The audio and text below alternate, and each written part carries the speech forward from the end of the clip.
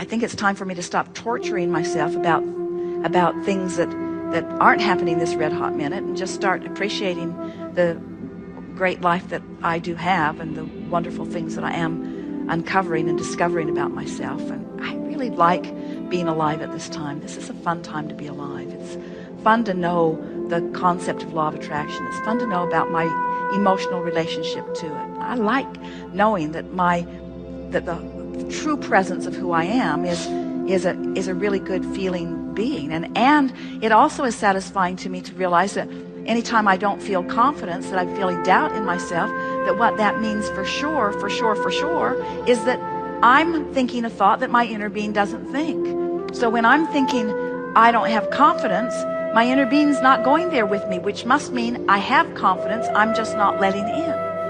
I love it that my inner being hangs in there tough and sure and true to who I am. And I love the idea of me working my way little by little into more presence of how my inner being feels. And that's what confidence is. That's what the feeling of confidence is that all-knowingness, not necessarily that I have all the answers right now this red hot minute. That's the discussion we had earlier, because you don't want all the answers this red hot minute. It would be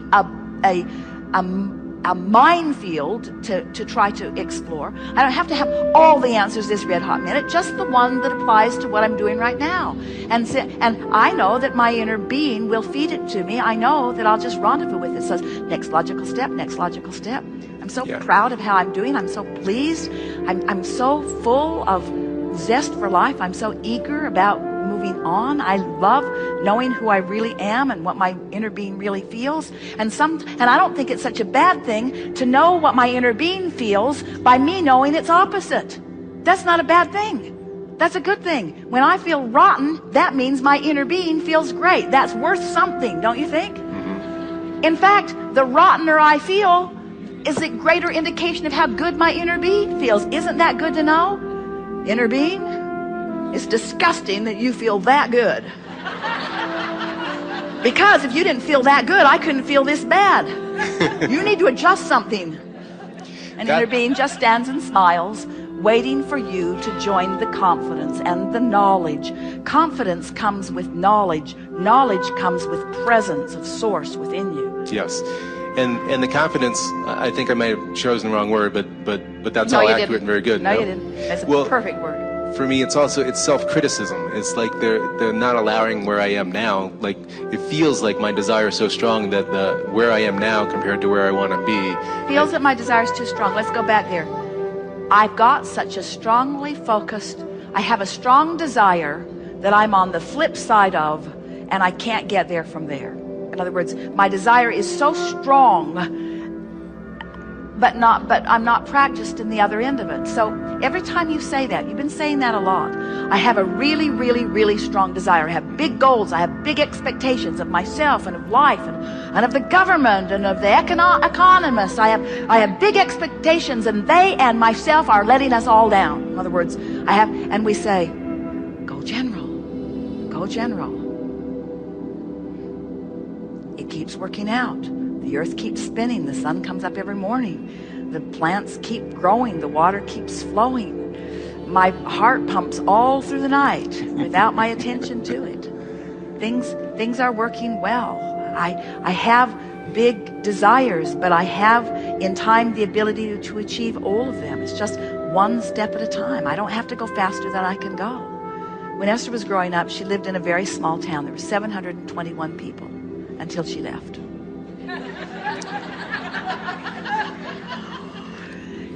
And she walked everywhere because it was small and the family car was not available to her.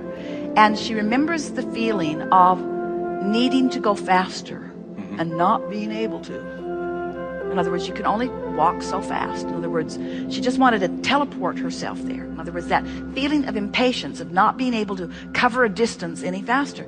And that a lot of you have those feelings. It's just in the airport, the announcement says, "Thank you for your patience." And Esther always says, "I am not patient." Don't thank me for patience. In other words, we don't want you to acquiesce. We don't want you to give in to that feeling of not enough momentum. And so when you say, I have big goals, add to that, I have big goals, which, like everybody's big goals, are unachievable all at once.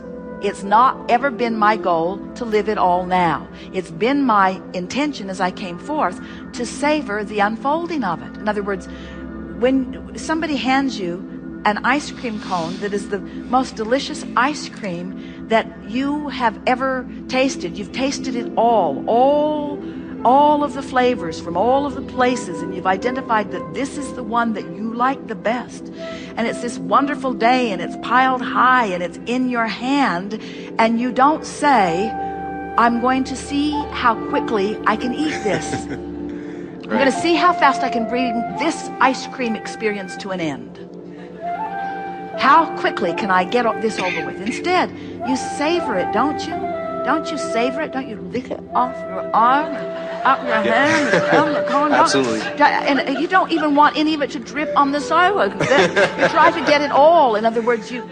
And that comes back to where I started with, that's the level of presence that I wish again. And I do have that experience, just speaking of the rushing and the fast pace and the trying to get to all these things that I want. And so I'm playing that game of balance. But here's the game we want you to play. Because you've done the vortex work, then there's not a void of good things that are happening. There's a constant unfolding of good things that are happening. Information being given to you, being revealed to you, the path unfolding.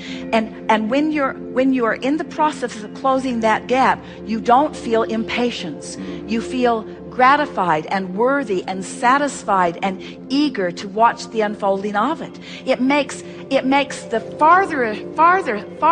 farness from where you want to be even more delicious, because the journey is satisfying every step of the way. It doesn't matter how far you are from where you want to be, as long as you're moving in the direction of it, there's satisfaction, you see. And most people keep thinking that the satisfaction only comes when you get there. That's flawed.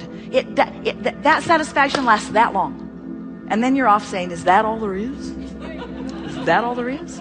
And so the closing of the gap is such a delicious thing, as long as you're closing the gap. So we don't want you to be critical of your negative emotion. We just want you to make it more general so that you can begin feeling the momentum of closing the gap. You don't even have to be positive before you start feeling good. Isn't that weird? Because everything's relative. When you were specifically negative, being less specifically negative feels better, and being generally negative feels better still. And then, oh, can't you feel it beginning to build and build and build and build and build? And do you really want to miss any of that? Do you really want to miss any of that? Barbara and Esther were so playful in the airport in Atlanta that they began making friends with all kinds of people who followed them through. It was like they were making a movie together. One family was on the plane, on the tarmac, on the plane when they couldn't operate the jetway, on the plane when the jetway was this far from the ramp, where the jetway was this far from the plane, and they all could have easily leaped across it and made their flights, but they wouldn't let them because there is a federal guideline that says there cannot be a gap. And Esther said, I can't even spit in that hole. It's so narrow. In other words, really, no one could fall through that. Nothing could fall through that. But there is a rule. And so it's as it is unfolding and they are having fun with all of that, the flight attendant said to Barbara and Esther, on about 10 occasions, you're in timeout. Which was her way of saying, I'm really enjoying how much fun you're having in this situation. And then as they were leaving the area, Jerry wrote in his email that he sent to some, an awareness that just came to him recently, that if you will allow it, that all kinds of angelic people will rendezvous with you when you're ready to let it be. That as you share this planet with so many others, that if you will let yourself be in a place of receiving them, that every single one of them has the potential of exerting angelic influence into your experience, of uplifting you. Every single one of them, 100% of them, has the ability if you're in the right place, you see. And so Barbara and Esther were standing there having this playful thought, and Esther thought about that and was speaking it to Barbara. And then this woman wearing the red coat, who had been putting them on timeout because she was making the gate announcements that there was a delay, but people were coming who hadn't heard it, and so they would go up, and then she would beat up on them. And so Barbara and Esther were trying to save people the trouble of being beat up on. So they were trying to inform people as they arrived about what was happening. And then they would laugh about it. And then the people usually would say, well, I need to go ask anyway. And Esther would say, well, then go, let them beat up on you. But we're telling you what's going on. And then the woman would hear, and she would say, you were in timeout, you were in timeout. And so as the whole thing was ending and they were finally getting on the delayed flight, the woman in the red coat came to Esther as she was thinking about Jerry's quotation. She made an announcement. My name is Angel. My name is Angel. And Esther said, of course your name is Angel. Could it be anything other than Angel with the ride we're taking here today? In other words, isn't the universe just knocking itself out big time? And then Angel came and wrapped her wings, we're not kidding you, around Esther and Barbara and said, thanks for keeping it light, ladies. Would you want to miss a manifestation like that? In other words, seems like a delay. Seems like I'm going too slow. Seems like something's gone wrong. When really what's happened is the universe has orchestrated for you an opportunity to savor life in detail. Because where are you going anyway? Where are you going? Where are you going? Where are you going? You want to go stand in a line at Disneyland? Where are you going? Where are you going? Isn't this why you're here anyway? Aren't you here for these interactions? Aren't you here for this co-creation? Aren't you here for these goosebump moments? Aren't you here to savor life with other savors of life? Isn't that what it's all about? Yes. Yes. Present in the moment. Yes, thank you so much. Love you very much.